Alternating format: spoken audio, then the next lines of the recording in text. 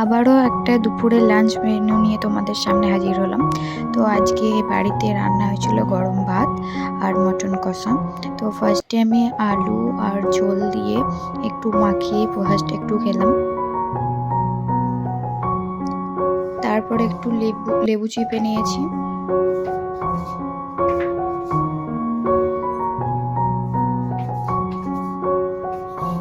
মাংসটা খুব সফট হয়েছিল।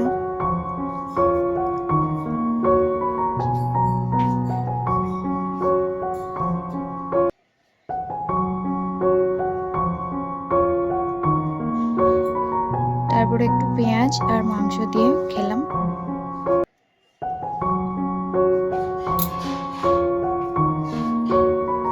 আবারও একটু ঝোল দিয়ে ভাতটা মাখিয়ে নিলাম।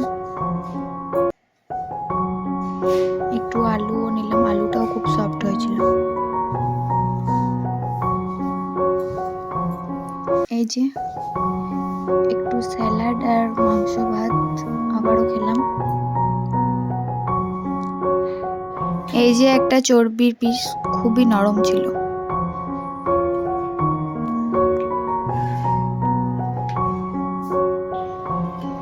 এই যে মাংসটা খুবই সফট ছিল। ভাত দিয়ে আবারও একটু মাখিয়ে নিলাম, আলুটাও মাখিয়ে নিলাম।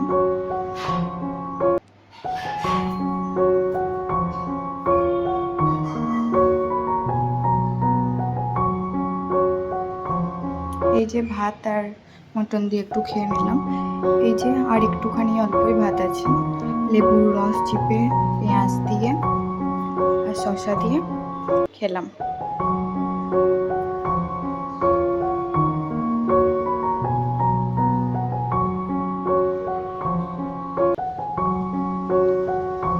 তো এই যে চর্বির পিসটা খুবই জুসি ছিল।